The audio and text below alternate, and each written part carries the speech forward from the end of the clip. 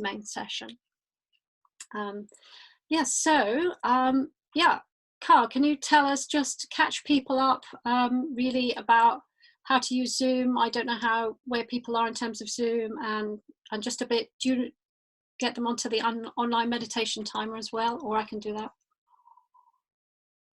As soon as I unmuted myself, I will do that. So hands up, who has no clue about Zoom? Yeah, I expected that in these times. So yes, we're going to play the Glass Bead Game. We will put you into breakout rooms of 2. I will sort you into the breakout rooms so that you find yourself with someone who already played the game. So the ones that Jack and Niklas who haven't played before. We will need a timer, and that's called the online meditation timer. You can find the link in the chat. So please go to that link now, and I will show you how that looks like. I will share my screen with you, and you can see this looks like that. And you want the preparation timer on 1 minute. You want the meditation timer on 10 minutes, and you want the interval on 1 minute as well. And just set it up like this. Make the window small, put it somewhere on your screen.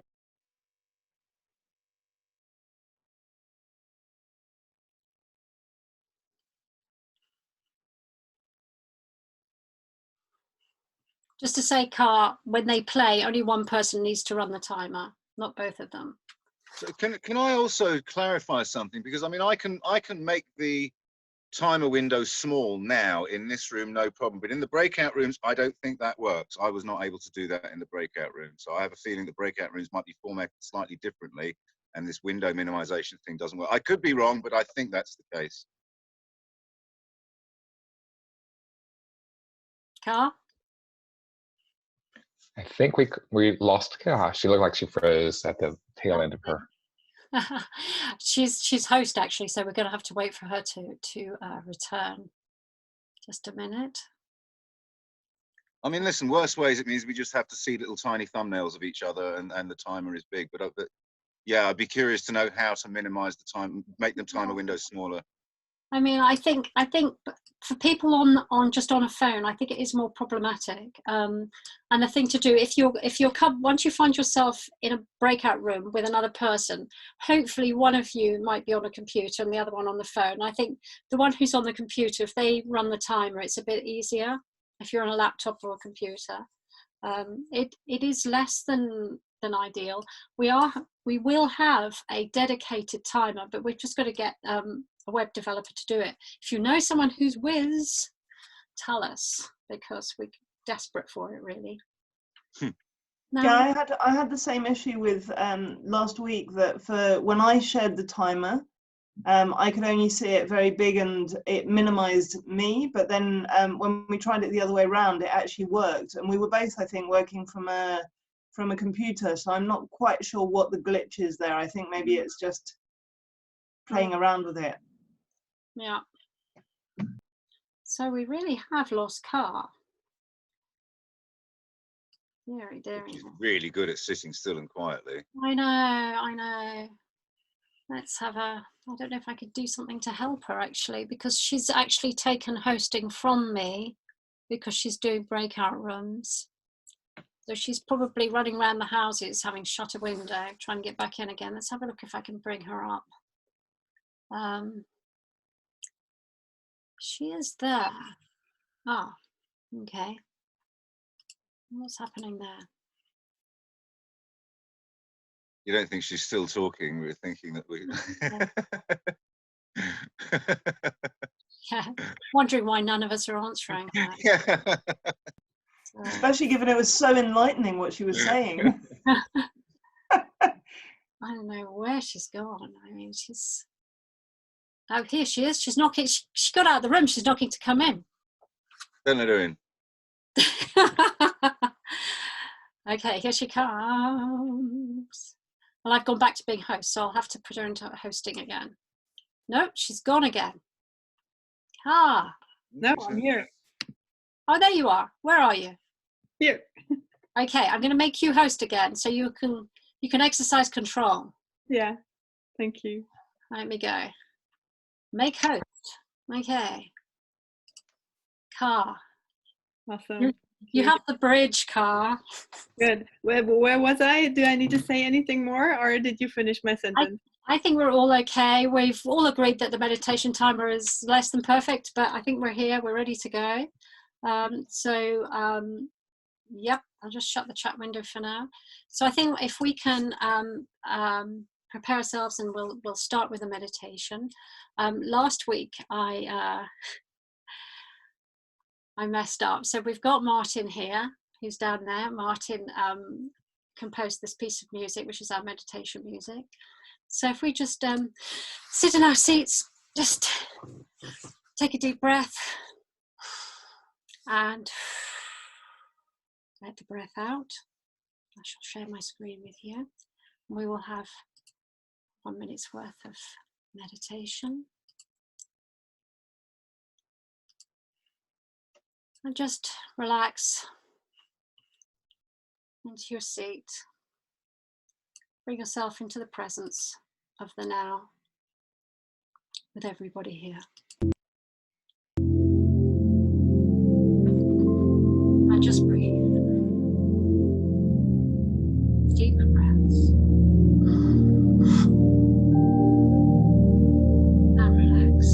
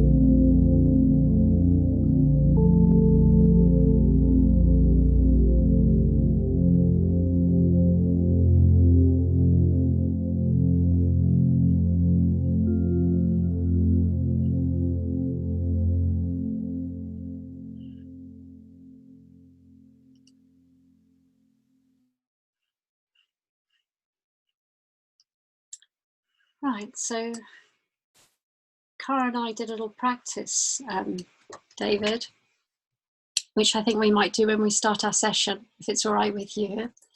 When Lawrence taught me the game, we played in person, and we had, there is, at the beginning, you were tuned to each other, and we did do that in person. We find it doesn't really work that well over the internet.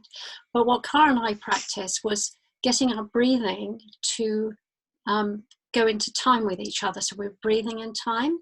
And the way we did it was we kind of put our arms against our chests and had our hands up so we can see. So breathe in and I breathe out. In and out. So we actually come together on that.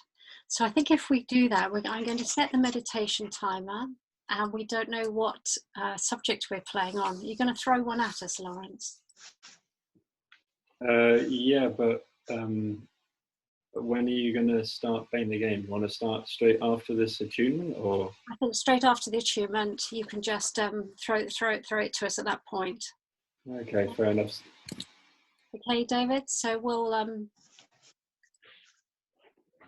we'll start now with our breathing. I'm just going to set the meditation timer to start, and we'll do our 1 minute's worth of attunement.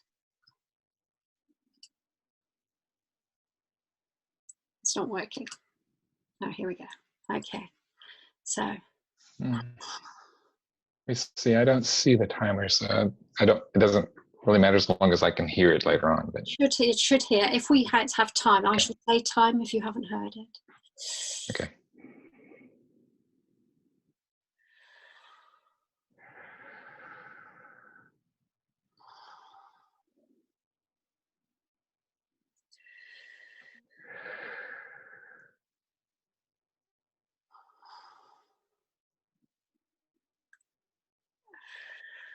Eric, if you could turn your screen off, please.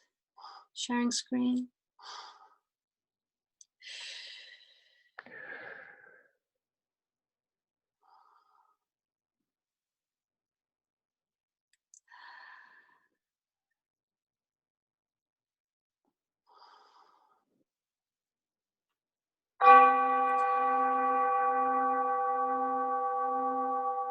The topic is father. Father. So I'll begin. Okay, you begin. Okay, so Father, original creator of the injunction, feeler into the space that is finding the receptive. Father creates from above, but only with the receptive mother to balance. Father instructs on correctness. Mother balances with love.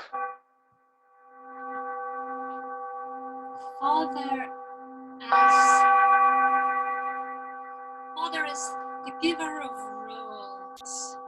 Father is the one who controls. Father is the one who gives the smacks. Father, the one who's the tyrant.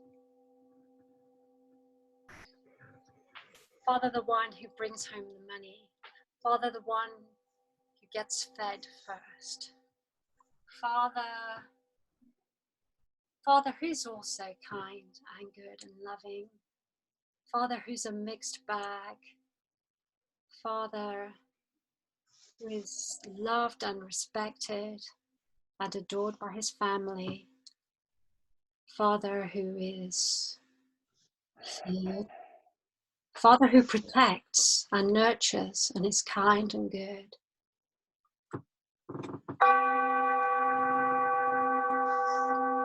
Father who projects into the future, leading the way.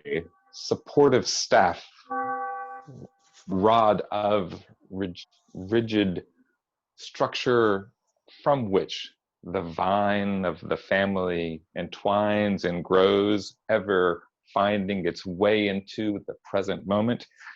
Father giving instruction, finding the balance of rules and allowance, of finding the weaving in between and creating a silence in which to find oneself. Father, the sense of self that gives a purpose, a sense of directionality into the field. Father, the direction. Father, the strength. Father, the rod.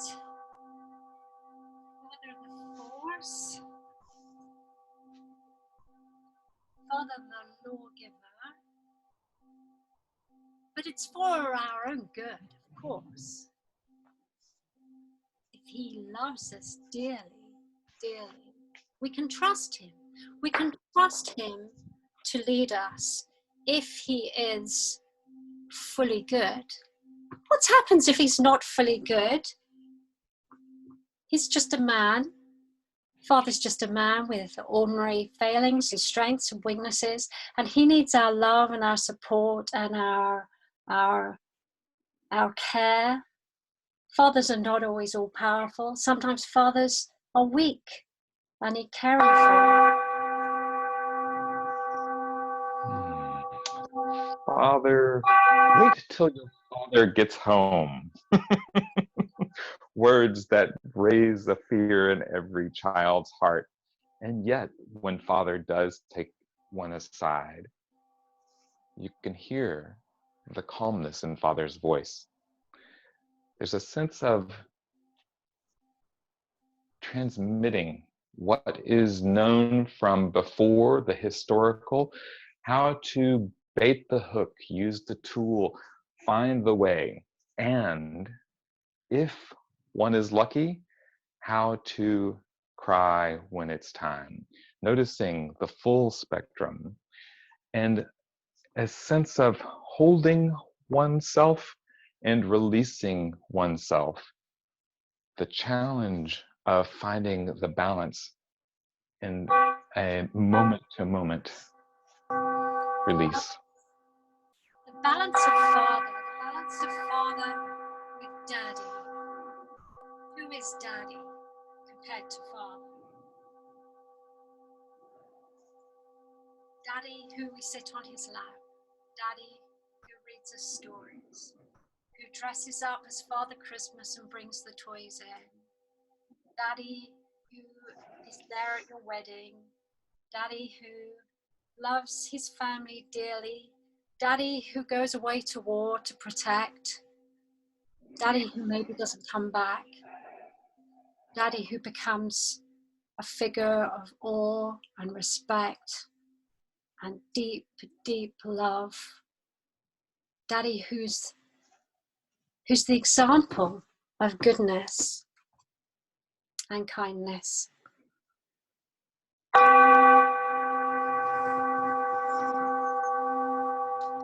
Father, Daddy, from the first moment glancing into the eyes to the daily working in the fields, to the sweat of the brow, to making way, digging the furrows, plowing the path, pioneering the way, finding the gems, hunting with the tribe.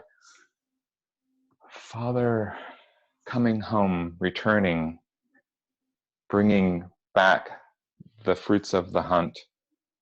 Father supporting the growth of the young ones.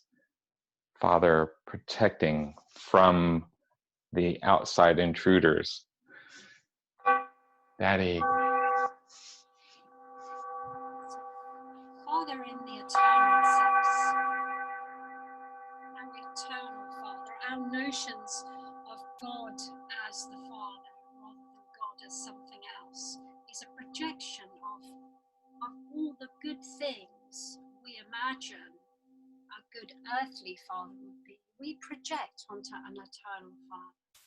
We project him as a loving, benevolent, caring, certainly in some traditions. I mean, one could look further back in history and see a God the Father that's kind of mean. So this interesting archetypal notion of father with different flavors. We've got different gods and different father type gods with different flavors and different degrees of pleasantness. Some fathers are weak and don't provide the example that one might desire, and may run away with the family fortune, seeking one's own selfish satisfaction without bringing it back around, leaving them to fend for themselves. And yet, even so, there's something of the germ of the insemination process that finds its way to express in the fullness of one's being, the finding of the strength, even in that tiny ray of light. It is insufficient and necessary, but to find the full exquisite expression requires the Father to allow the silence to express. So the Father, as a link that goes back in time to the very mists of time, Father of a Father of a Father of a Father that takes us back even to non-human life. We have this link through our Father, no matter how he fails or succeeds in his actuality of our own specific Father. we have that common heritage going right back to the beginning of life, the beginning of time, through our Father's seed. What a precious, precious line that is, and worthy of perhaps all forgiveness, because through him and through our mother, we exist here and now upon this earth.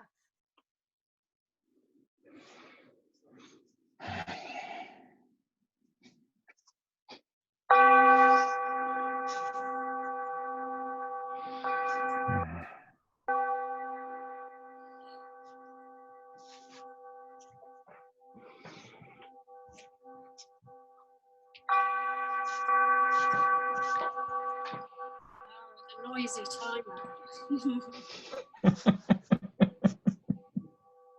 Yeah, it's really intrusive, the timer. I'm going to get on the case and see if I can't find a better stopgap measure until you figure this out permanently. I'm going to see if I can't find a better. No, that would be really good. So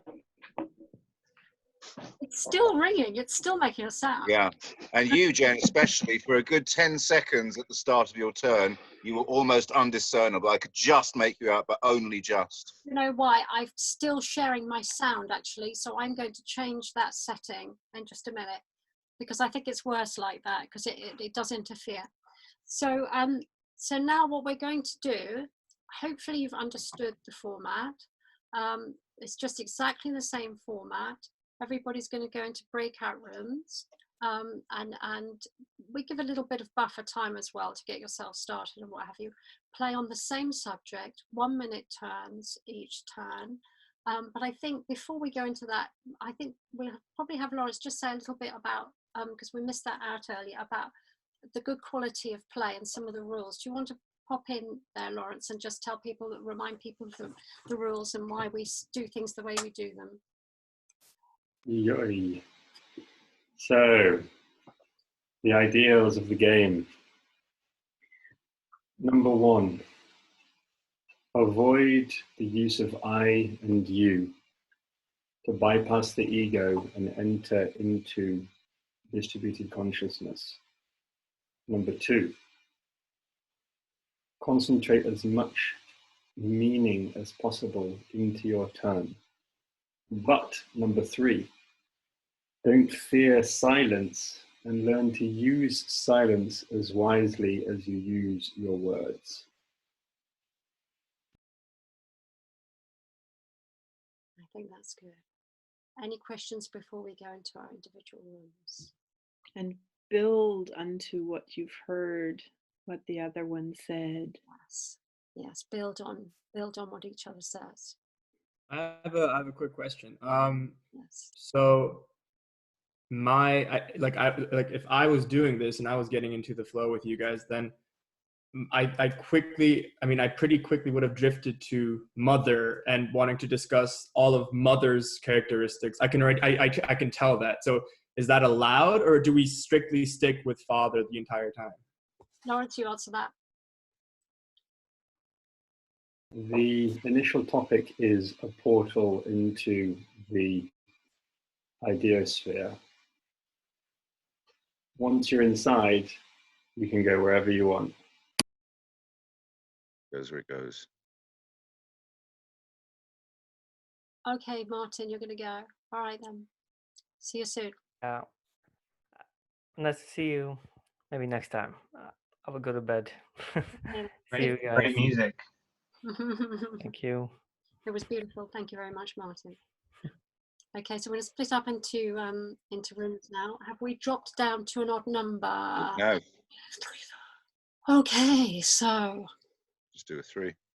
who's going to do a 3? I'll just divide people up and then put me in with somebody who hasn't played before, so I can be a third member, or Lawrence, however it goes.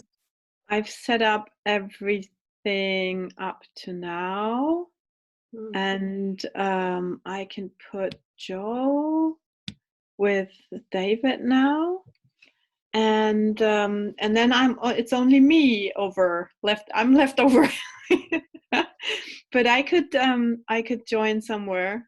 Yeah, Okay. just join any. Yeah, just put yourself with 30. Yeah. All right then. We'll see you in 11 minutes ish. Yeah. Oh, just a quick thing. Maybe you want to start the meditation timer and count down 3, 2, 1, go, so that each of you sees when their turn comes, and you can adjust to that and don't have to listen to the sound of it. You could do. Before we've always just run one person on it. So I mean, Yeah. how it works for you guys. It's sometimes better just to have one person. Alina.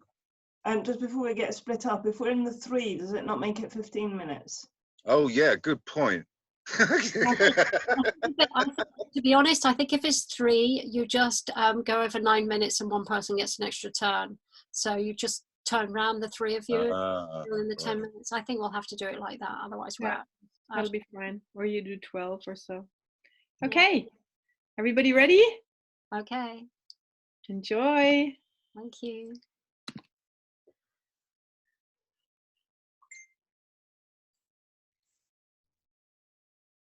Hey. Hello again. It's us again. What good luck. Thanks. Okay, let me just get you on my screen. For some reason, my screen's being funny. Okay. Bear with me a minute. I've just got something in the way. No problem.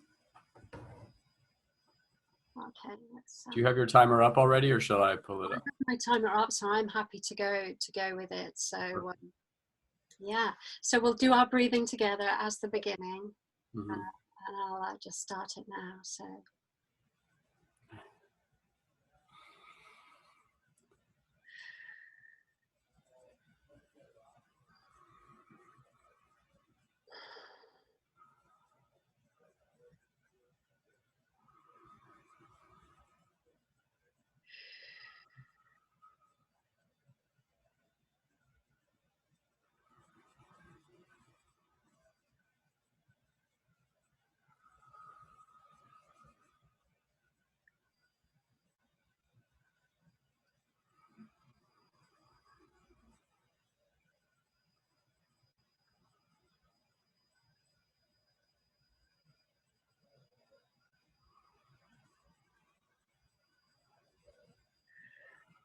I'm just going to start our meditation because I didn't hit it properly. Sorry about that.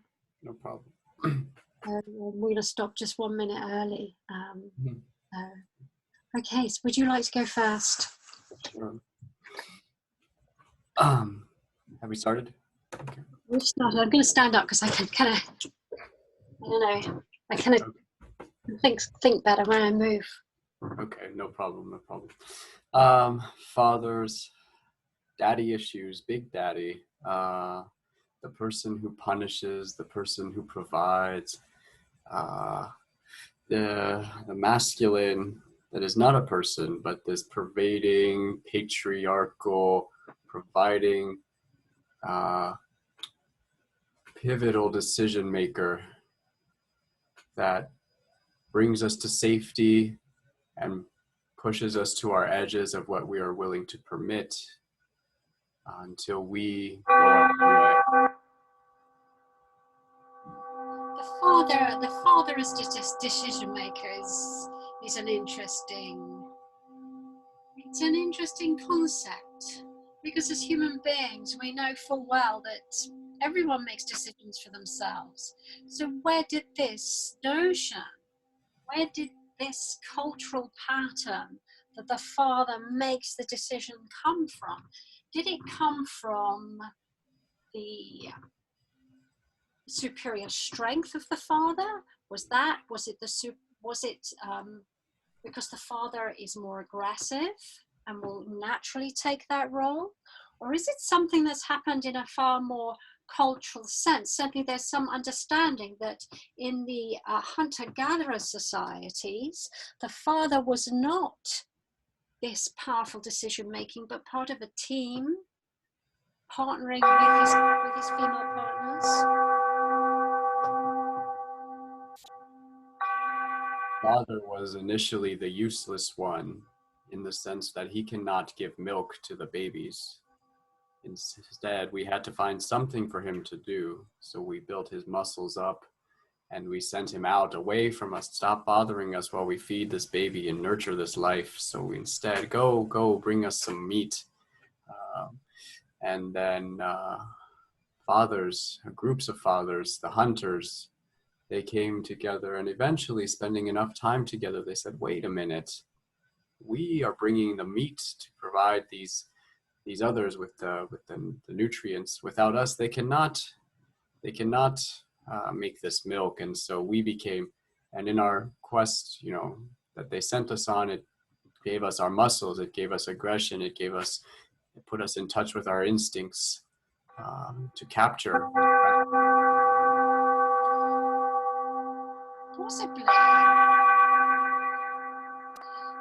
the father became patriarchal when the agricultural revolution started. Then society settled down, structures started to form, power structures, the need to farm, the need to be in one place, the need to protect. Because when one moved as a hunter-gatherer society, there wasn't the great need to protect. There wasn't land to be held. There weren't the power structures that were required to be in place as an agricultural society. So perhaps the father is these roles of father are not a archetypal, eternal thing, but a result of societal structures that we've been practicing for generations.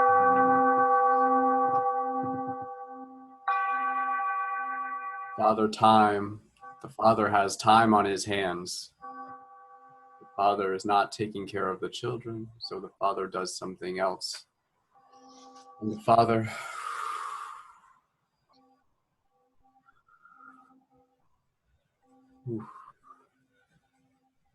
Father time. Time for father. Father is the risk taker. Father can take risks, while mother takes care. So the fathers as risk takers reaped great rewards, and with rewards comes status and reverence. And in a society of sedentary... So here's the interesting thing, because the notion of father is a double-edged sword. Father is both vital, important, beloved, brings in goodness, and yet father is expendable. Father is expected to go to war and die in horror. What a horrible thing to do to all men, to say that is what is required of you. That is what you are required to do if you want to be a man, if you want to love your family. You have to go and die at the command of whoever is in a leadership position in your society. An expendable being a father can be, and a horror that is.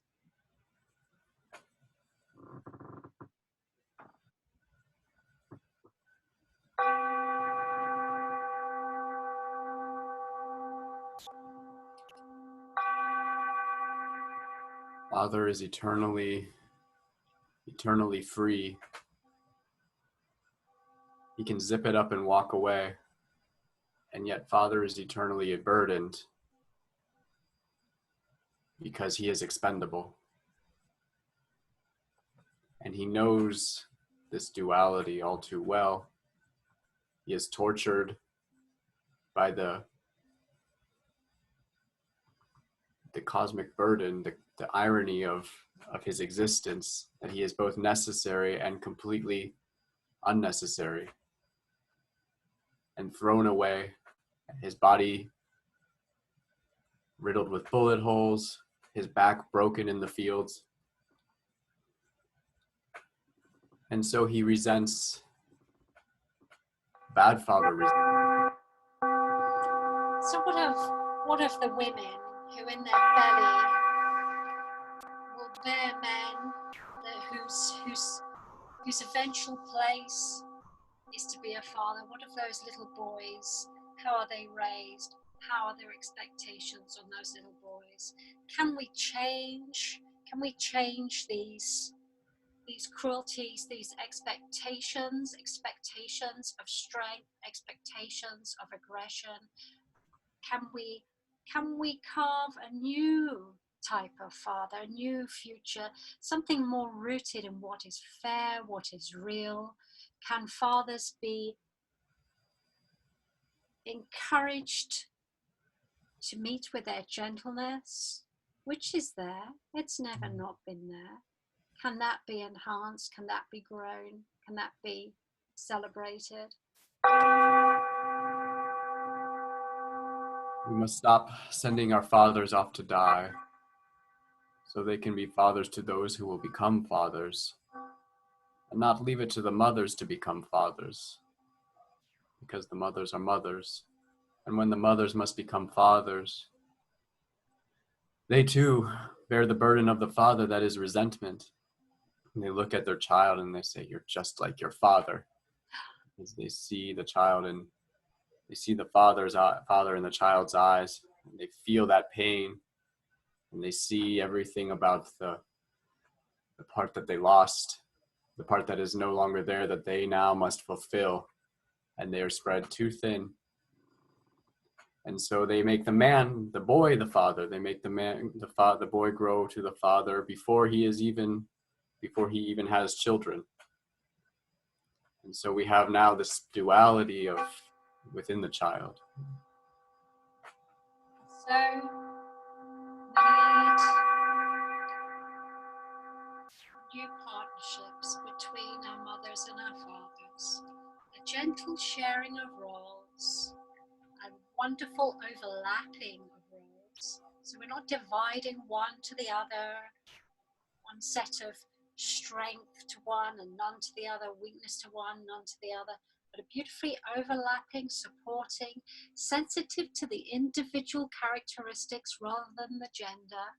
Of course there are gender patterns, but let's be gentle, let's be flexible, let's allow fathers to be fully engaged with their children, to not be driven out of their homes, to work in slavery where there is no time and they are exhausted, to be driven out to war where they cannot fulfill the beautiful growth and place that should be a family. And we're finished.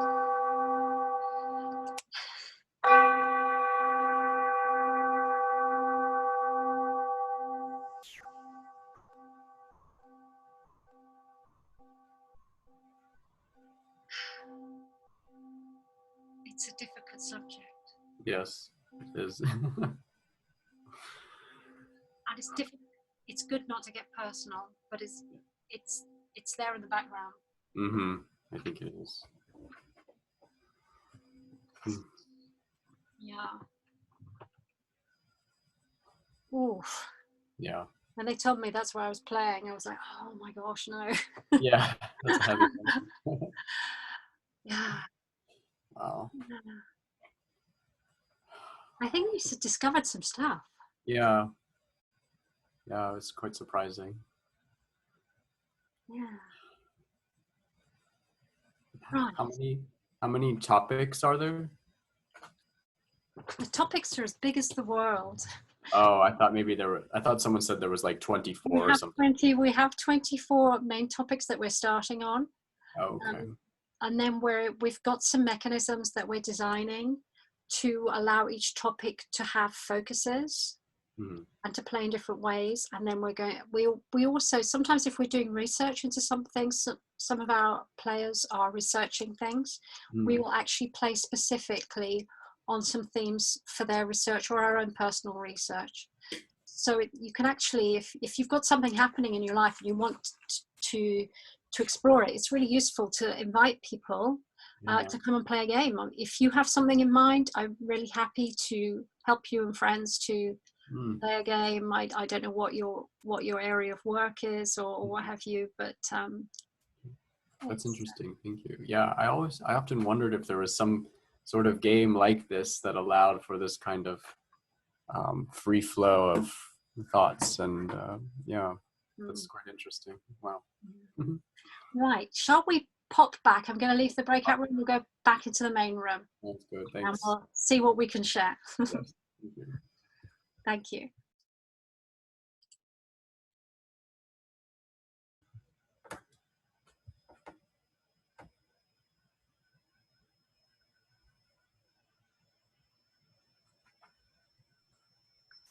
Okay, I'm back. Yeah.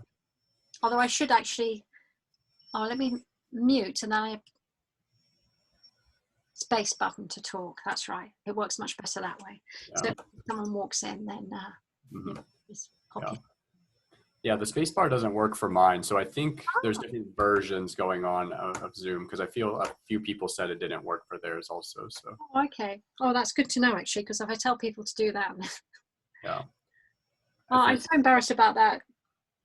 That About email what? not working. That was really annoying. So we'll.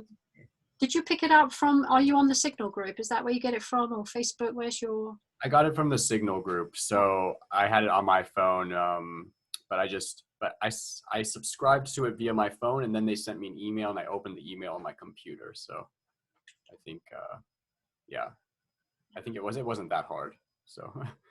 So Nathan, whereabouts are you? I think you did tell me, but. Yeah, I'm in Florida in the U.S. That's right. The place where they go on the beaches. Yes, that's the place. Okay. That's Florida. So Yeah. you're allowed out at any time you like, and.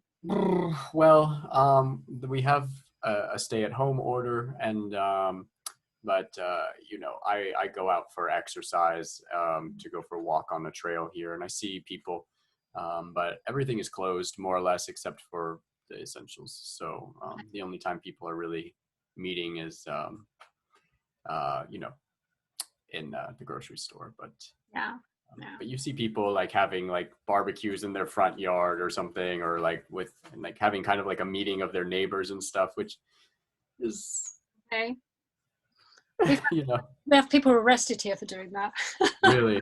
Yeah. Yeah. We've had people arrested for doing pretty crazy things, like licking like deodorant sticks in the you know, all these places. And one woman coughed on food, and it was like $15,000 worth of food that they had to throw out. And so thank God she was arrested. But It's so strange. Americans are a breed. I don't know if you know John Vervaeke. I do, yeah. He was in conversation with Jordan Hall, I think, just recently, and they were talking about panic, anti-panic, and care being the three responses. Did you see that conversation? Yeah, that sounds like something Jordan would say. I think I've seen that, yeah. No, and it is interesting because panic we understand fairly clearly, don't we? But this anti-panic, not being care, but the sort of, oh, I can be strong, I can stand up to this, or I'm not going to get hurt. It's a sort of irrational, foolish courage. And then of course care, which is being careful about it. So I think it was a really interesting, nice way of looking at things. It is. Okay, so people joining us. Okay, bye guys. So, hello Joe. How did your first online game go? It was good. It was very good. Yeah. Who you were playing with? With David and Car. Okay, lovely. Alexandra, how did your first game go, online game? It was really nice. Yeah, it was funny to realize how, like, when I watched you guys play to demonstrate, I was really scared and I got stage fright. But like once you start doing it, it just sort of seems to go by itself. So yeah. Really nice. Yeah. Who did you play with, Alexandra? With Eric. Oh, okay. Oh, Eric's a cool player. Okay, so I think we've got just a couple more people to come back. Sorry, we were chatting away. We thought it was going to kind of come back automatically. That's all right. Yes.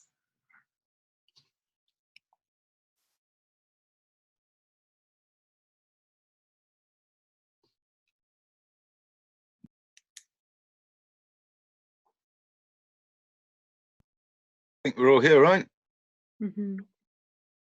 Yeah. Can't hear you, Jen. You're Jen, muted. you're muted.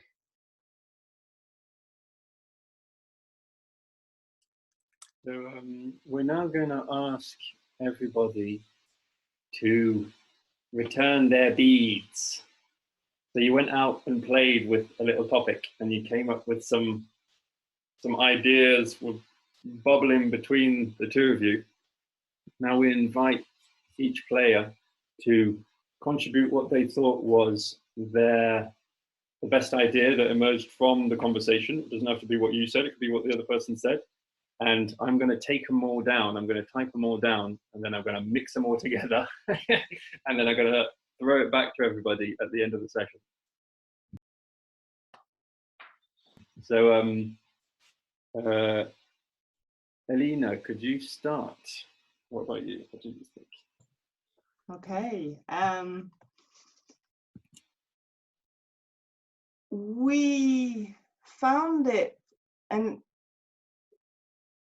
quite difficult, I think, and we came up with lots of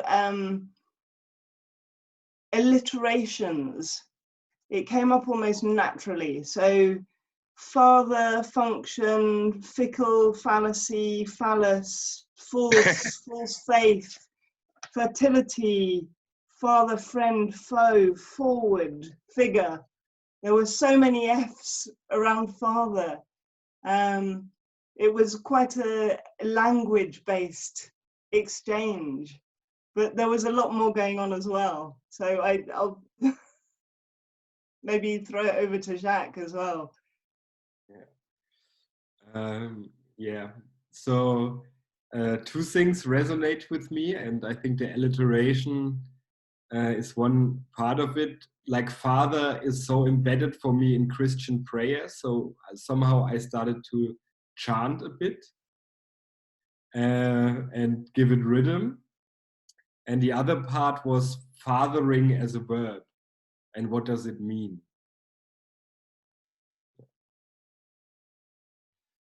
Thank you for that. I've got loads of alliterations to play with here now. Joe, what about you? What came up in your game? We had a real a sort of web developed, I feel like, where we were all experiencing in some way the interconnectedness of fathers in through the species and then out into stardust and what makes the material world, and seeing it. One of the ideas, I guess, was using that as a perspective on connectedness. So the sort of the family tree of creation. But I think there were other ideas. He hands over to David. Yeah, the sense of the father as the spark of inspiration and an initiation sequence, the illusion of control and the illusion of wisdom that is only achieved in actually the ignition and the receptivity to learning from one's mistakes does that come apart. That one of the things I loved particularly was the notion that I was inspired by.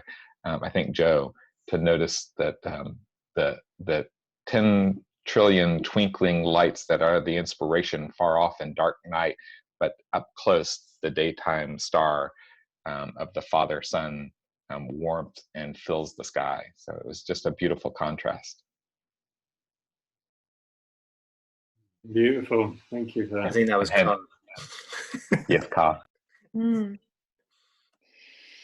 Wow, that was a journey from the very, very closeness of the connection to the own father, to realizing that every person is sister, brother, daughter, father, mother, to in different roles, and then going back and backwards and upwards and outwards until we ended up in the universe and the birthing of stars and the parenthood of stars, and realizing that not only human beings are fathering something or are creating something or are parts that spark creation, but there's animals and mushrooms and plants and whatever. And then Joe talked about mushroom fathers and mushroom kids imagining creation, and yeah. And then really my last realization is that I was also wondering about the binary, right? So why do we divide things into the one and the other, and the one side of the creation and the other, and why do we always divide it into two? And then the last question was, how can we become parents? How can we embrace like the parenthood that we have for this moment? Thank you for those beautiful beads. Can I add quickly something to, because we also had that idea of the false dichotomy that father embodies, and we ended up having fathers and fathers rather than just father and mother, and also fathers fathering and fathers mothering and mothers fathering and mothers mothering, and the difference between the roles that we assign language around those figures.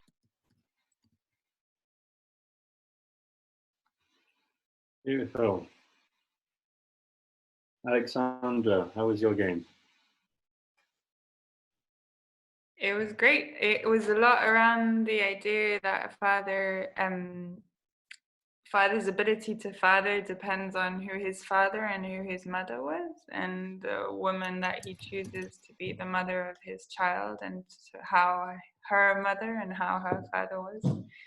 And it's all sort of very dependent on the degree to which the father can actually also embody feminine energy, because we also talked about patriarchy and how like completely taking out the feminine from the father maybe makes the father a not so good father. And yeah. That's all. Thank you. And who did you play with? I played with Eric. Eric. Yeah, I mean, Alexandra's actually done a pretty good job of summing up most of the interesting things in the game there. And I was thinking about the parallel because we did exactly the same thing about juxtaposing the masculine and the feminine within the role of father, and sort of came to the conclusion that father is part of a broader role of parent, right? And that there's parent's role to guide and to support, and that the father aspect of that, if you like, is about being the rock that you can always rely on, right? Doesn't matter how bad things are out there, that is somewhere you can always go, where you know that you will be put first, right? Your father may be strong, maybe whatever, but he's completely in service to you, right? That was the other thing. Beautiful. Okay. Jen.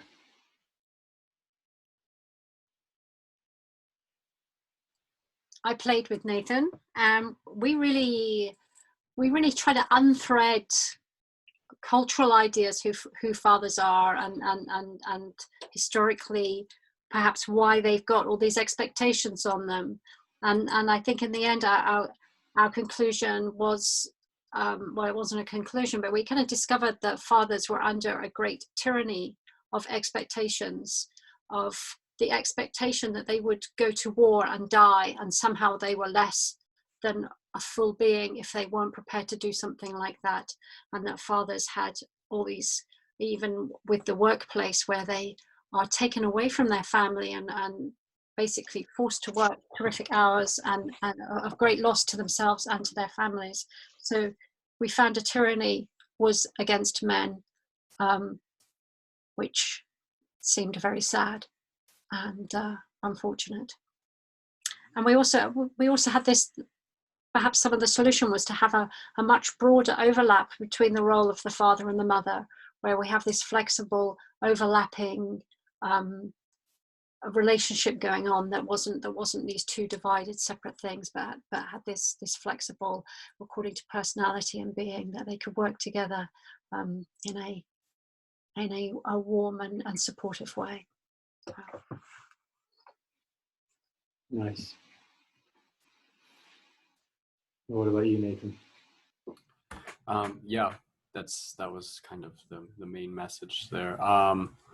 Something I think Jen said it was that it was kind of like a double-edged sword for the existence of men. Like they are both completely necessary for life, and yet also completely expendable in the sense that it's the woman kind of nourishes the child, protects the child, kind of raises the child, feeds the child from her own body, and the men are sent out, fathers sent out to kind of do the work in that sense. And there was something else that was quite interesting, was that when the father who is sent to war, for example, or dies in the hunt or something, the mother then has to kind of also again become the father, and it's an impossible job. It spreads her too thin, and so she begins to look at the son, the future father that she's raising, and that son has to become the father before he even has any kids of his own, and because the father is a completely necessary role.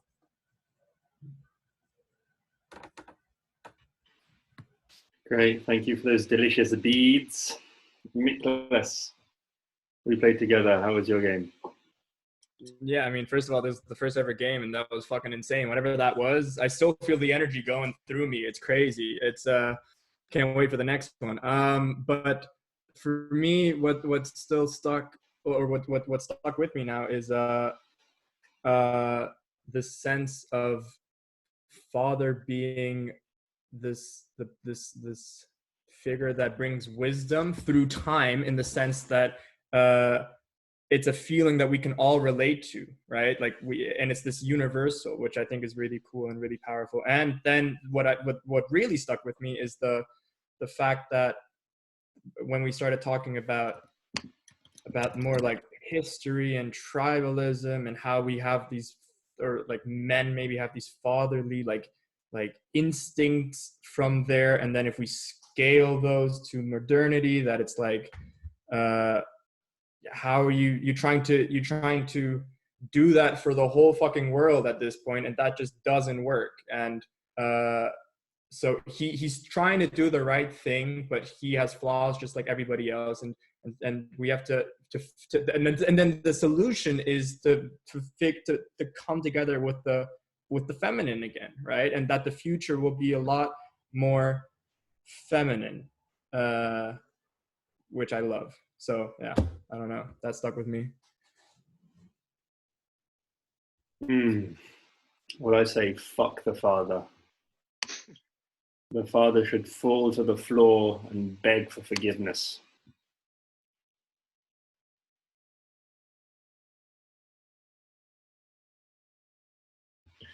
So thanks everybody for those beads. I've got loads of notes here that I'll play with. And in the meantime, back to you, Jen. Okay, so we have the option now for two people to step forward with great courage to play a presentation game.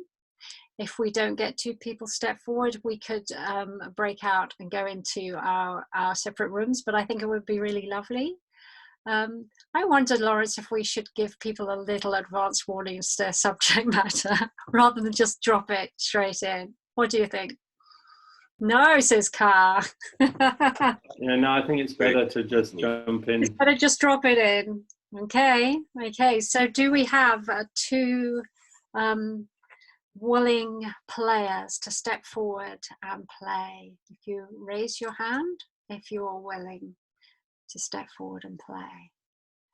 We have Car, Alina, and Nathan. Alina's going to put her hand down because she played a game last week. So shall we go with Car and Nathan then? Well, if there's three people who want to play, why don't we play a three-way game? We could play three-way. I'm very happy to watch two other people do it. I just put my hand up. I didn't know if other people would volunteer, so very happy to step back and you're public spirited. I don't mind at all. It's completely up to you.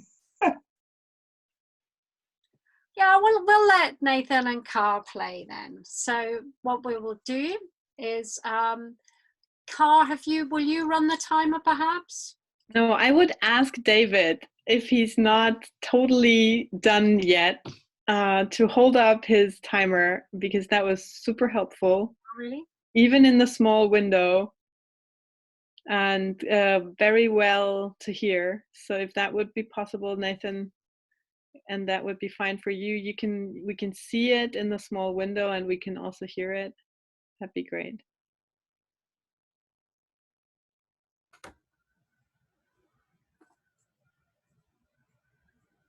Okay, so if you start with the attunement with each other with the shed breathing practice, and then go straight into playing. Who's gonna start, Nathan? It's up to you. I don't mind starting, or if you have a preference, whatever. I can start. Okay. And Lawrence, you're going to drop the subject in after the topic. So the breathing is part of the meditation to begin, correct? First 1 minute. Okay. Ready, set. Okay.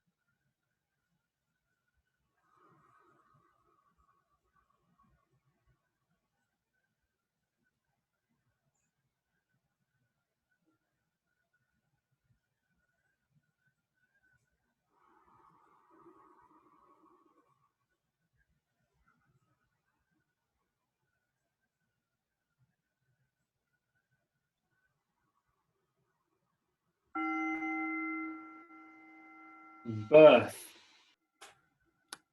Birth. The combination, the byproduct of a mother and a father.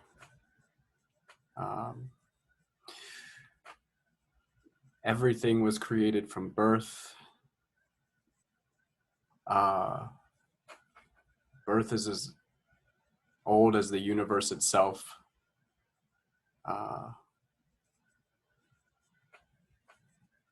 Birth is the mother of us all and the father. You cannot have birth without both. Birth is happening every second. After every space between the breaths, there is a new birth.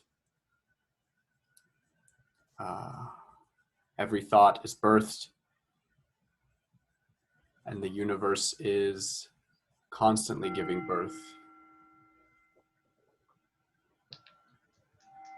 Constantly giving birth in a process that never ends, and we didn't even know when it started. Constantly emerging in not only one aspect, but in all the aspects at the same time and moment, and transcontextuality. Birth is freaking painful, and it's a joy at the same time, but not while it's happening. But how can it be painful while it's happening when it happens all the time? What does it even mean, pain? What does it even mean to be born again in every moment? Wow. Birth, as painful, is something that the father will never understand. And I just realized that there are people here that might have given birth, and it's something that that a man will not ever experience. They can only hear about it and imagine and compare. But birth is the gift of a woman, of the feminine, of the woman, but it requires both the man and the woman, the father and the mother. And yet the mother bears this responsibility of birth on her body. It stretches her out and tears her up to birth something new into this world. And the father just holds the baby.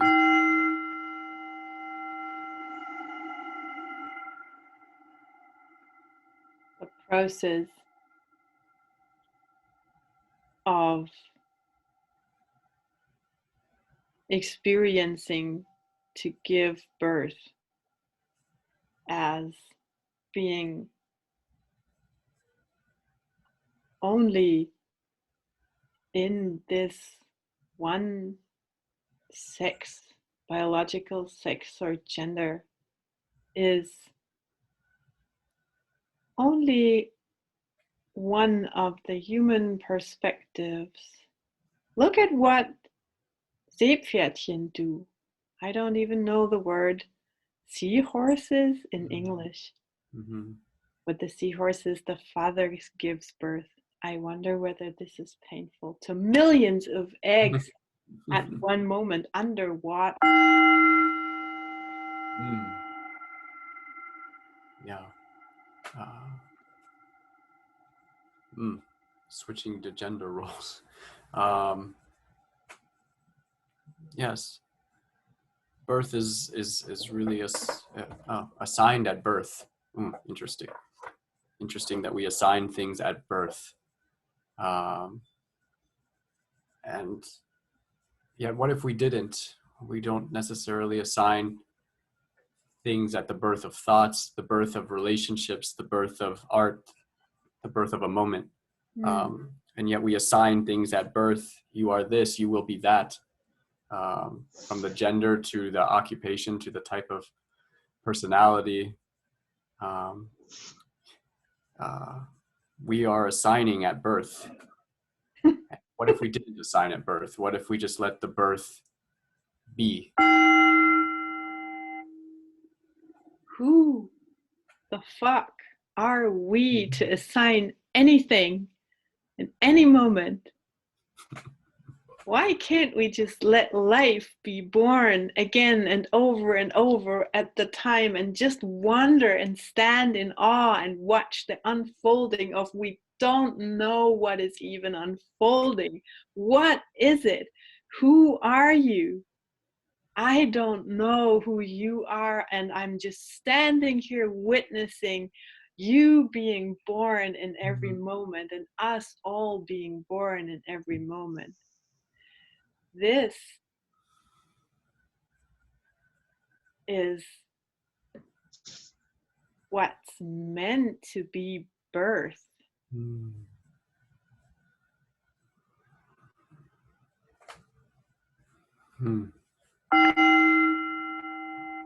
yet we birth control. Control birth.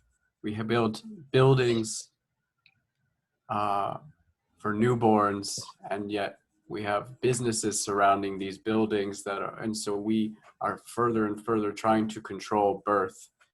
We put restrictions on how things are born,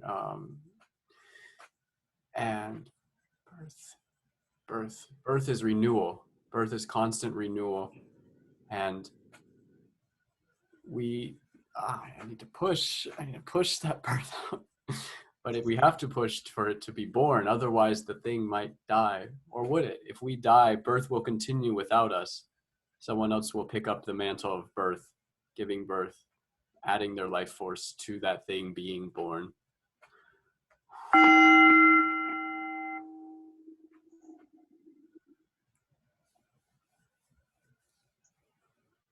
Pushing, pulling the grass, pushing the child out. I still don't know. We still don't know, although we gave birth to so many children. There's 3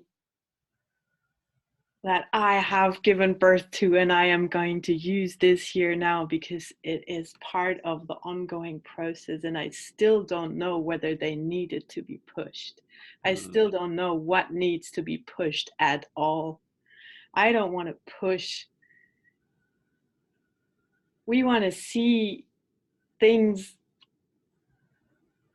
moving themselves through themselves into becoming another, and into relating to each other, being and changing in every moment. Wow. Yeah, we are pushing, and also it's necessary to push at times, and other times it's necessary to let go. And we push and let go, and it mirrors birth and death, which is what we talked about last time. And it's the same as, you know, mother and father, pushing, letting go, pushing, letting go, letting it happen, letting it birth, and yet adding your own strength to it, giving it strength to come out. The artist is trained in his craft, his or her craft, to birth that thing. Could it be birthed without their effort, or does it just slide out? Is it painless? Is it going to be traumatic and violent? Is it necessary? Is the trauma necessary for birth? How interrelational can this moment be? And how interrelational can this process be? How can we create a birth that is part of the conscious process of all the people involved and of all the beings involved? Birth is as old and as new as yes.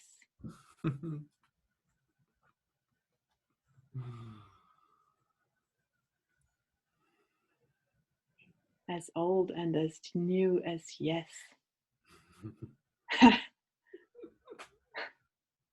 And again, how can we birth this moment in a way that is as sacred as it's meant to be?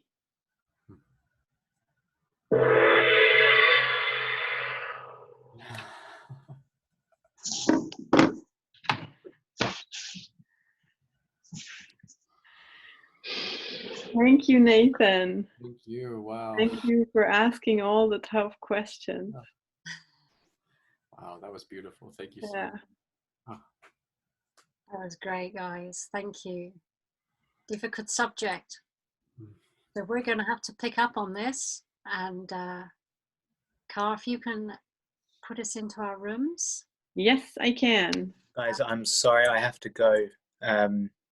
There has been a delicious risotto birthed for me. Thank you so much, Joe, for joining us, and hopefully we'll see you again soon.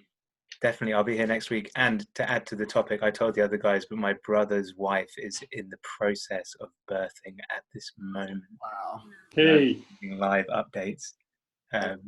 Not too live. Live stream. Yeah.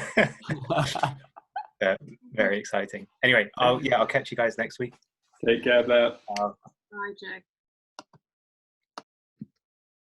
Right. So, Car, if you can send us to our room. I will. Okay. Oh, is somebody else? I'm afraid we had Alexandra was tired. She had to go during the last session. Carl, just before you do the rooms, how about 3 3s? Seeing as there's 9, how about 3 3s? Nice square number. Yeah. Just a thought. Just a suggestion. I mean, Why not, Eric? Yeah, let's do it. Yeah, everybody fine with that? Okay. 15-minute game, 5 minutes, Yeah, 5 15 turns, minutes. 15-minute game. Yeah, sounds good. Okay. Yeah. I'll just check.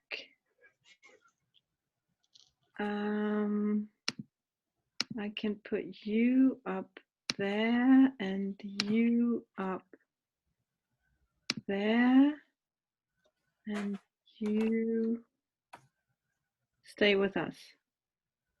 Okay. Very efficient.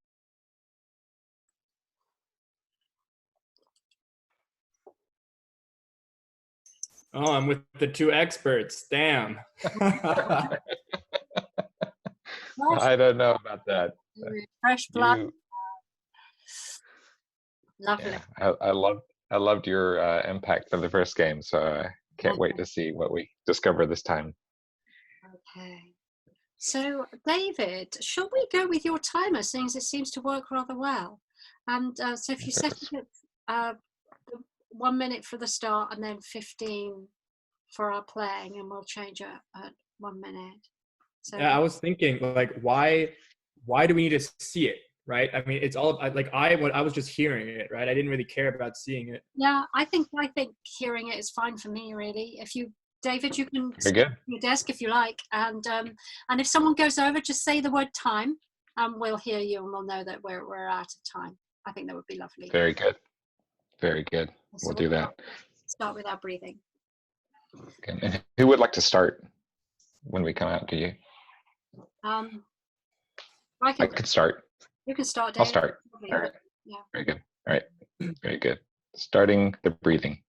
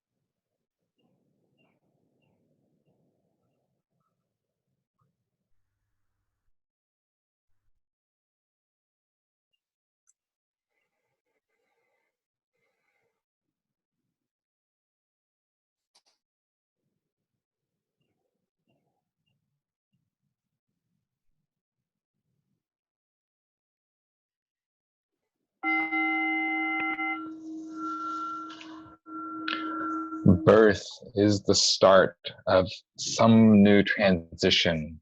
Birth is the sense that what has been started is now ready to express. The actual beginning started long ago with the process of the outer going deep into the cave of the inner, sparking something new, gestating something until full fruition, and then reintroducing the inner to the outer, expressing for the transition to some new growth, some new expression, some new adventure. The transition can be shocking, a burst forth of waters, an expression wholly new and discovered, open eyes to new light. Nicholas. Birth. Birth.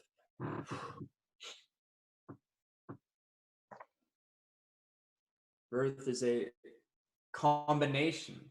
Birth is novelty. Birth is the unforeseen. Birth is boundless potential. Birth is life force. Birth is both shape and form. No, both space and form. Birth is black and white, yin and yang. Birth has new properties.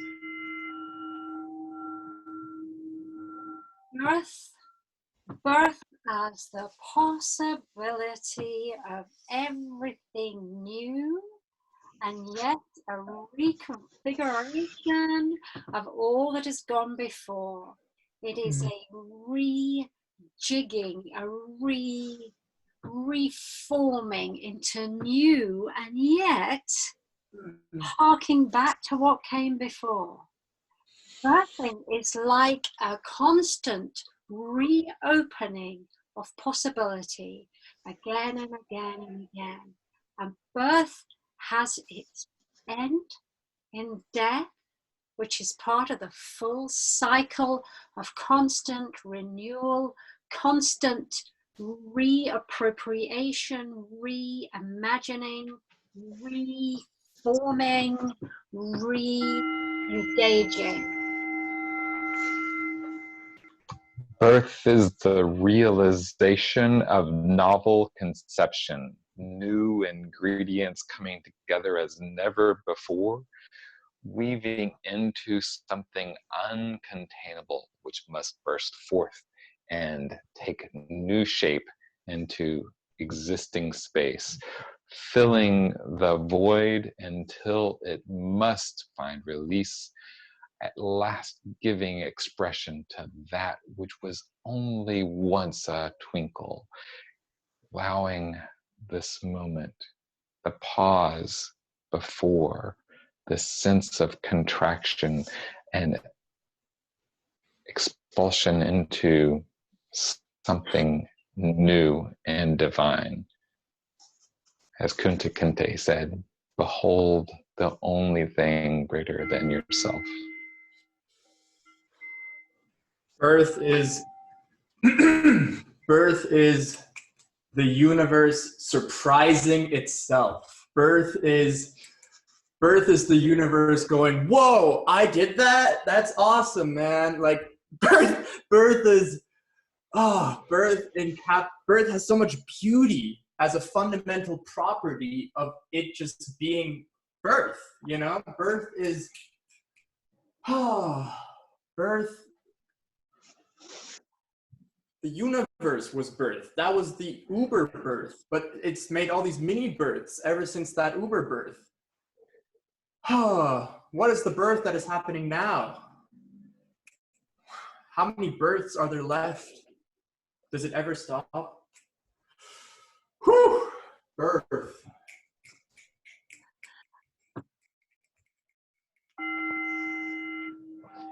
So births is little pop, pop, pop, pop, pop, pop, pop, pop, pop, pop, pop, pop, all over the world. It's constantly happening. Birth of little animals, little creatures, little this, little that. It's a huge, vast overflowing of life bursting forth everywhere. And for us humans, birth is with blood and water. And with the water, we gush everything where we've come from. Water is what contains us and within us, and we are birthed with water. It is the source of our life. It is the source of where we came from originally. Water is so closely tied up with our births and the births of so many beings on this planet. We cannot escape from the fluids of water and life. Birth as the first introduction of child to the father who planted the seeds so long ago, not forgotten, hoped for, wished for this day. Anticipation, anxiety, wringing of hands, will it be okay? Finding the way into the light. And here we hold this special presence, the presence of birthing into this form, holding and nurturing, weeping with joy, the discovery of new things that can never have been imagined, thinking that this might be my creation, and yet how is it even possible? This existence goes before me and will continue after me. Birth. Birth is creation. Birth is something new. Birth relies on attraction. Birth relies on eros. Birth is love. Birth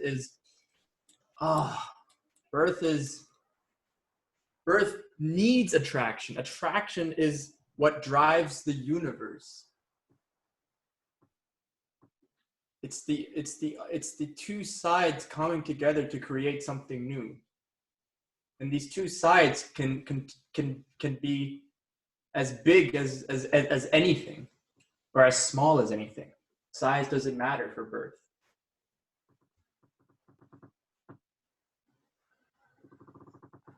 birth can happen fast or slowly, but mostly it happens pretty fucking fast. Why does it happen fast? Not so fast as many would like. Birth. Birth is the wonderful culmination of a beautiful sexual bonding, a coming together of passion, we hope, not always. Come together, conception, growth, nurturing within a womb, and then you give birth to an ugly little lump of what? What is this creature that's just come forth that can't do, say, or has no character, no being that you can make out apart from this funny little squiggly thing? But you love what you have birthed. And in that love and in that nurturing, it's what happens after that creates the being that has been birthed. The loving, forming. Birth is the original labor of love, the sense of welcoming, but from within to without. What is this trauma? From within the envelope of pure bliss and dark envelopment, peace and comfort, into the shocking, cold, bright light of instant whatness, who-ness, overwhelm, shift completely from one perspective to what? This perspective? How? Where did this all come from? To try to make sense, it's impossible. It can't be done. Only to surrender. Birth is the greatest mystery. Birth will never be answered. Birth doesn't need a why question. Birth just is. Birth,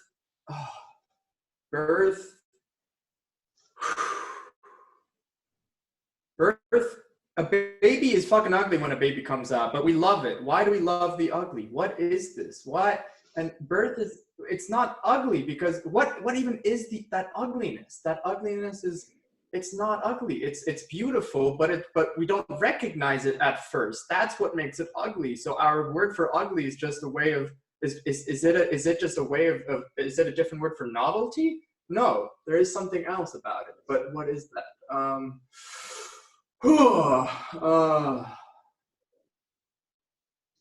Birth, novelty, ugliness, relationship, love, caring for the new. This ugliness, this is interesting. It's ugly, it has no character, it has no being. What is it that makes us love? The love is, it's the hope and desire for the future. It's our will for the future. It's our hopes.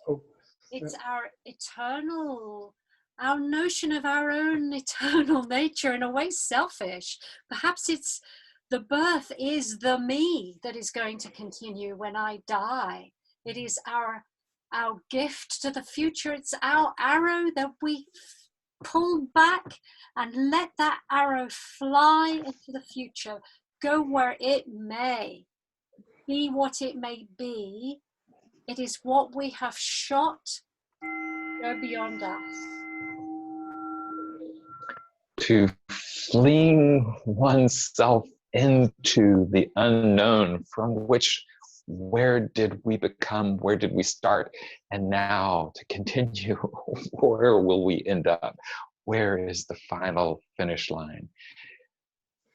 Little could we possibly imagine that it would be such as this, the ugliness that is a result of that stretching and pressing and forming and sensing, and to re-inhabit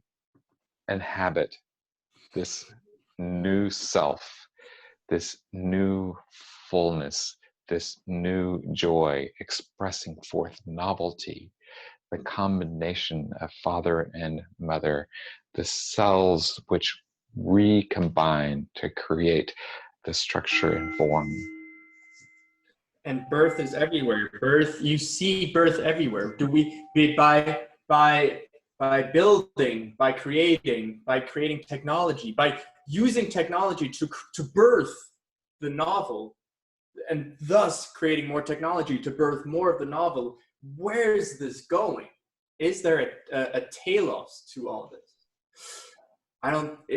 No, there is not an end state that we are heading towards. It is a process. It always has been a process. It always will be a process. Why do we always want to have states? What?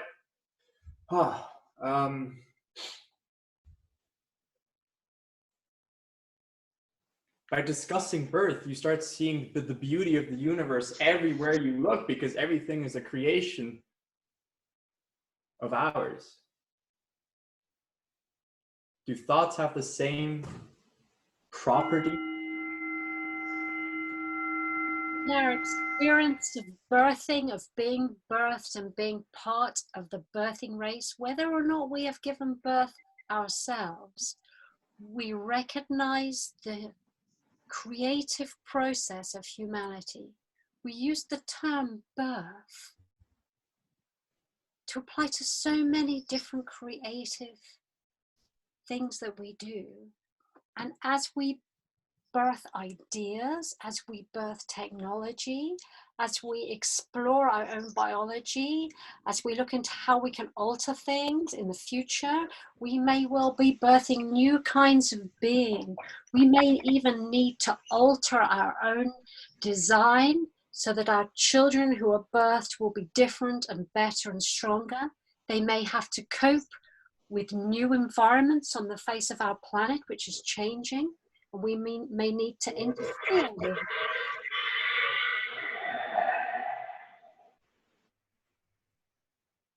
What? That's it? Fuck. I could have gone on. Oh my God, where did we go with that? Wow, I thought we were just getting started. Jesus, man. That was like the interesting part now. That was like technology and like I was going to go to biotechnology and like what does that enable? And where are we going with that? Oh, beautiful stuff. I know. Oh The same. The extended womb. Like this was, imagining. Wow. We all find our mother in the act of birthing our creations. Yeah, beautiful. So extraordinary. Yeah, I mean, I'm addicted to this. Like, let's do this fucking every day, man. What the fuck?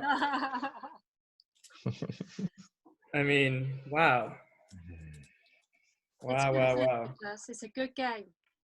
Yeah, I mean, it's just can't even. I mean, I can't think of anything else that's not even close to whatever this is. You know, I mean, just the energy that is rushing through you, and then you're connecting to. It's just the I loved how Lawrence talked about it, the portal, right? As soon as you say something, it just goes zoom, and my mind is like way somewhere else, and it's like it's just, it's the best. I mean, holy shit. I mean, I can't. I mean, I'm mind blown, really.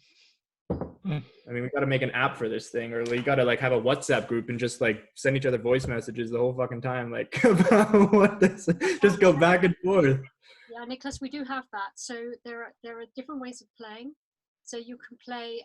We've played like verbal games where you just record a bit and then you send it off, and then something comes back, and so it can be played in different media. So it can be played musically. It can be played. All sorts of different ways, but we're growing it right now. I mean, it takes time to set it musically. That's so cool. Holy moly.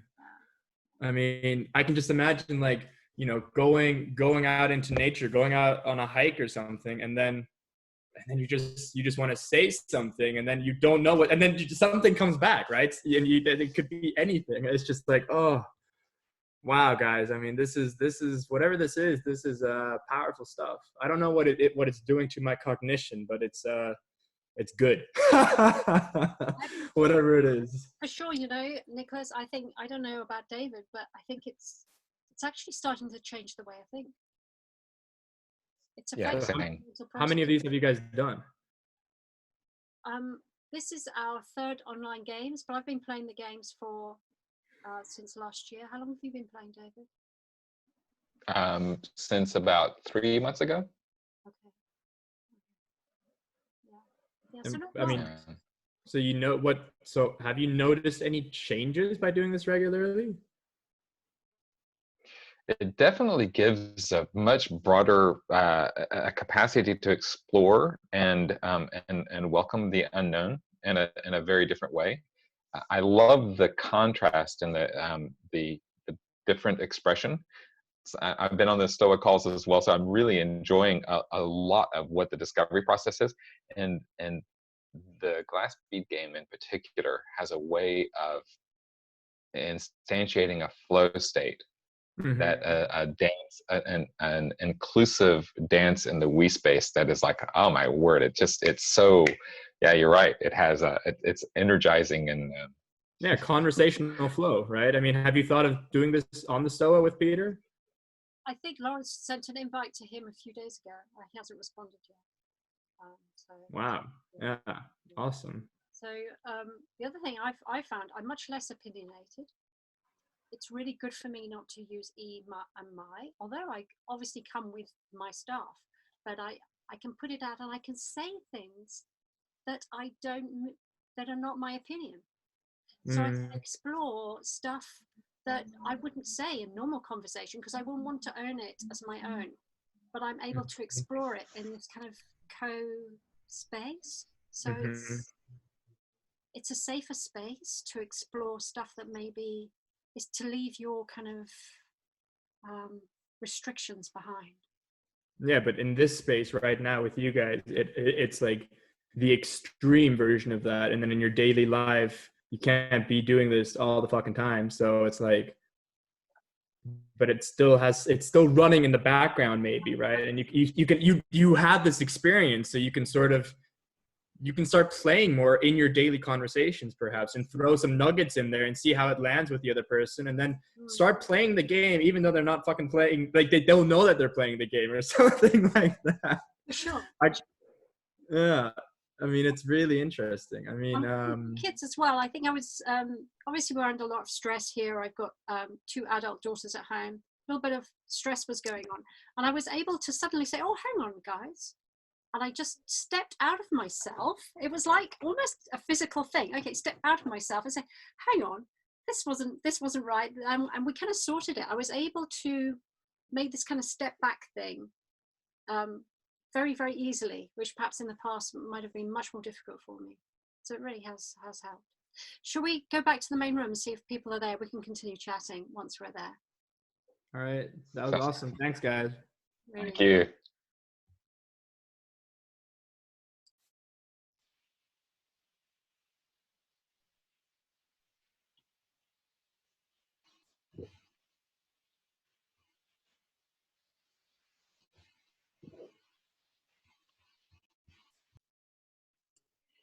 And while we're waiting for the others to return, one of the things that Nicholas was talking about was the structure of the game, kind of the way that it invites something so different and so unique. I've been thinking, especially since I'm circling, there's something really powerful about encircling. One of the things is owning our experience. And what Jen mentioned is that in some way, I'm not owning this perspective. This perspective is expressed.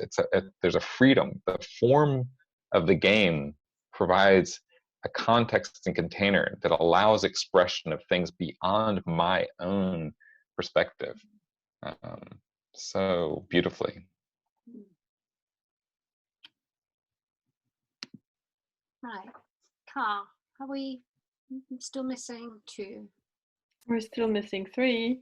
Did I say 3? Of course, telling me. Do you want to send them a call back? And I'll be right back. Okay.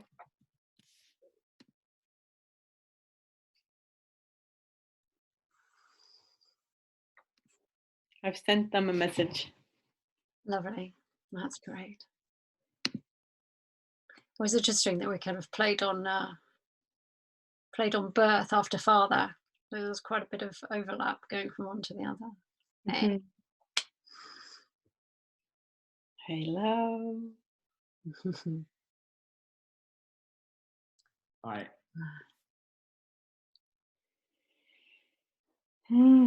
My bad. I apologise. It was entirely my fault that we're late back. I got waffling. I'm sorry. Welcome back. If only you waffled. It wasn't a waffle, it was fascinating.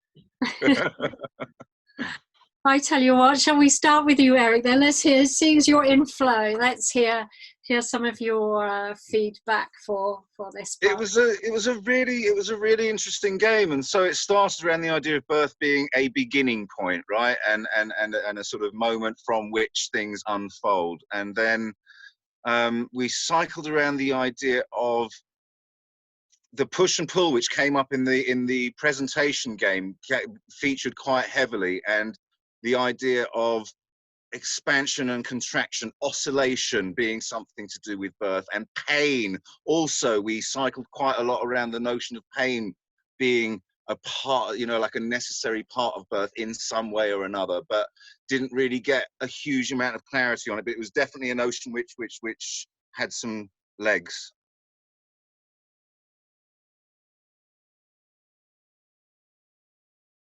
Who did you play with, Eric? Elena and Jacques. Okay, so Elena, shall we hear a bit from you about that?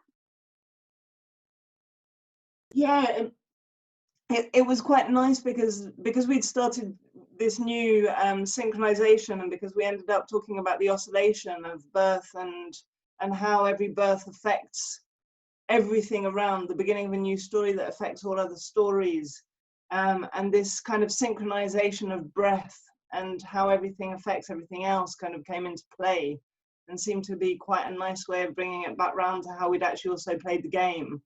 Yeah.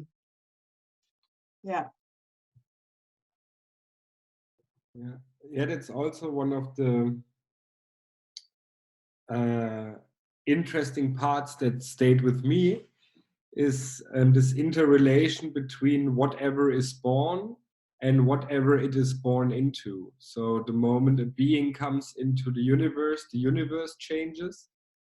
In that sense, every birth of an idea, of a human being, of anything, creates a new world or a new universe. Both are changed. No, there is this moment of being alive and realizing something that was just an idea, but now it's somehow there, and in it being there, it changes. Yeah, what is it born into? So everything changes after it, and at the end, this notion of membrane, of different spaces negotiating, was figuring really strong.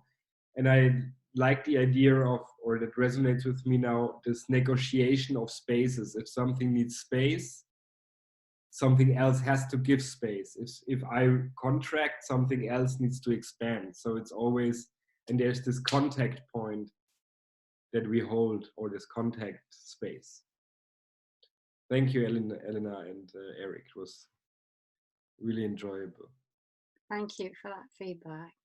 So, Nathan, shall we go with you about your experience? What did you take away? Yes. We had some interesting spaces that we explored with birth. There was kind of some lingering from Ka and mine's like first session about birth. Actually, we decided that we were going to play a different game. So Lawrence had Ka pick a number to decide a different topic, and the number she picked was assigned to birth again. So we said, okay, we're doing birth. And yeah, it was very yeah, for me, I felt there was like some mixture. You know, you can't talk about birth without death, and so there was a mixture of death involved in there, and also pain. There was a lot of pain coming up, pain imagery, you know, separation and trauma, and we got to some interesting places there.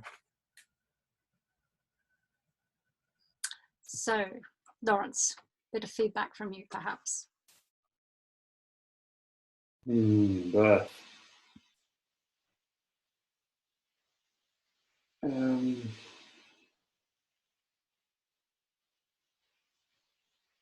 Nothing comes to mind.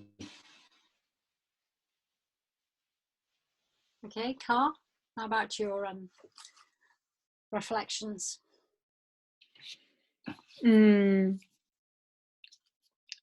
was a lot of circling in our session, from the good to the bad, from the dangers to the possibilities, from the yesterday to the tomorrow, from the heritage to the future. And we all picked that up, and what happened was that we brought in the aspect of the midwife and the midgroom, and the person who was in the liminal space and in the between. So not only the being born, but also the witness that needs to be there. And that it's actually, even if we're not born, even if we die in the process, even if there's no child, there's no way of not contributing to the whole. Thank you, Car. We three had quite an exciting journey.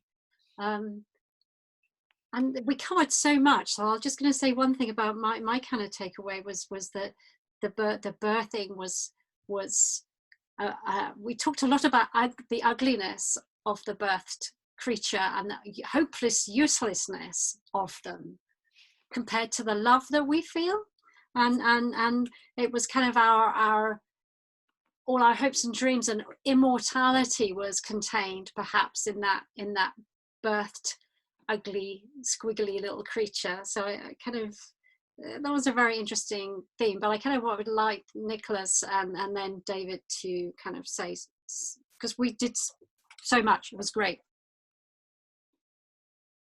Nicholas, you first. Yeah, I mean, it was amazing. What sticks with me is birth is the universe surprising itself. Birth is the universe going like, holy shit, I created that thing. That's fucking awesome. You know, like that I really like that. And then also, you know, there's that uber birth, which is the birth of the universe. And then since then there's just these, what you were doing, like the births popping all over the place, you know, and I don't know, I really liked that when you were doing that. So those are two things among the thousands of others. So yeah. I also was really struck by ugliness in particular. It was it's so striking in a way, and then that, you know, from original conception to first viability, right? The viability is barely viable, minimally viable, right? The child comes out and like, is it even going to make it? It's so delicate and so robust and all of that. So it's the inclusion of everything that came before that was invisible, and the bursting forth into a new realm in that transition moment. It strikes me that the labor of love that began with the initiatory conception continues with the striving to make that birth worthwhile. Yeah. I think anyone could just pop in and say things as they come up, really. But certainly this notion of we really did a lot about the ugliness and about how the investment that happens after birthing, creating so much more based on our hopes and dreams and our love, was a cool thing. We said some weird stuff too, guys. I think we kind of went off in a different direction, because I was struck at the end when we'd finished that Eric went, wow, that was abstract. So actually we didn't get stuck into the gruesomeness and the nitty gritty kind of side of things. It was all very metaphorical, I think. Yeah, I mean, I think, but as does Lawrence, right? Birth. Straight away, I want to take the sort of meta view of birth as a concept, right? Like birth as a driving force of the universe itself, right? Rather than the messy realities of mammals giving birth to young. You know what I mean? Like, yeah. Of course, that's birth, but yeah, it's not where I'm drawn to. That's all I'm saying. I'm not sure what that is, but I'm not drawn to that bit of it. But the pain thing, which I guess is somewhat related, right? But again, even with the pain, it was more like a. This is really. I'm not sure I can find words for it. But the notion of pushing something through that aperture into the new realm, right? The potential becoming realized, that it feels like that transformation must involve what we would, I guess, experience as pain, but you know, something monumental is going on there, you know what I mean? And it doesn't come for free. I mean, sure, we talked, didn't we, guys, about the birthing being a model for creative processing, and for how and then about designing things, and thinking about, even then we kind of brought the two threads together about designing and making things, and about how are we going to go ahead as a human race? Are we going to start to design and I mean, we didn't really say much. We're talking about possibly genetics, or what are we going to do with ourselves and our new birthing and our new children? What are they going to be like? And we were just starting that, and Nicholas got all excited, and then we ran out of time. Yeah, it's a fucker when a good new line comes up just as you're coming to the end of the game. I hate that. Yeah, especially the three-way. I just want to comment on the three-way. Is actually really interesting because we didn't actually look at the timer. We heard the chimes, but there's a way to get lost in it. I love the roundabout way that it comes through. There's also the real sense too, as I'm hearing Eric speak and just remembering what we said about the messiness and not so much is like that initial sense of the inclusion from way before, you know, from cave to tunnel, the extrusion into new form, the bursting of the dam and the flowing of the waters that gives from liquid to solid, and then the maturing process begins. So it's really I love I love that combined with the sense of starting with father. It's interesting. There's obviously a sense here of missing the further exploration of mother. I wanted to ask you guys something. I mean, what I noticed for me is that in like the first how many rounds do you do? So we did like 5 rounds each. So the first 3, they're more there's more metaphors, analogies. It's more like, you know, that abstract language. And then for me at least, the last 2, and especially the last one, I can notice myself going more into my intellect, trying to intellectualize the cool things that we started coming up with, right? And I don't know if you guys have like similar tendencies to do that.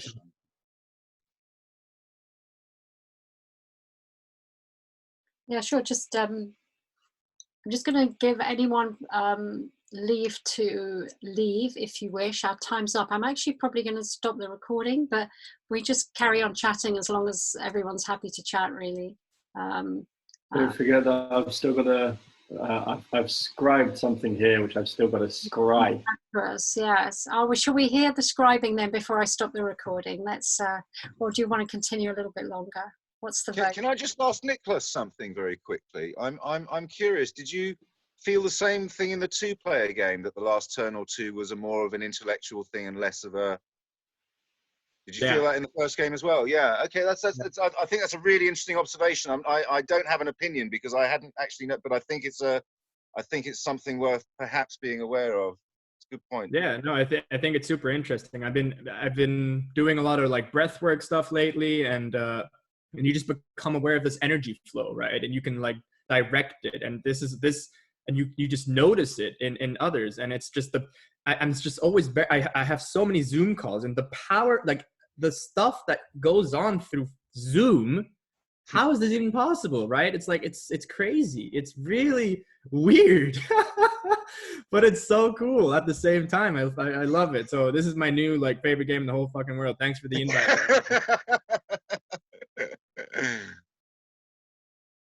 So Lawrence, you're going to give us some feedback. Okay, so I only did this for father. There was too much information to go into birth as well. So here we go. Our Father who art in earth, dirt and turf wars, terrible territory terrors, desperate for larger mirrors, strike in the sand, blood money day in, day out, fight faster, game escapes, booze and billiard, balls. Father function, fickle fallacy, phallus, faith, fertility, friend, foe, forward figure. Fuck. Guts spilled, back broken, broken pipe, infertile Nile. Crocodile smiles, star stealers, fire breathers, 10 trillion twinkling lights. Chris Master, mortal axis, mortar focus, brick by brick, don't forget the link to the invisible milk. Wisdom line, bardic memory, spinning a time to remind the mind. Moment missing, silence holder, rules and allowances, reliable rock, resilient, tough, quarry carver, mushroom gatherer, imagining it's one, creation, two sides of the same coin, keep it spinning, and two become one, three.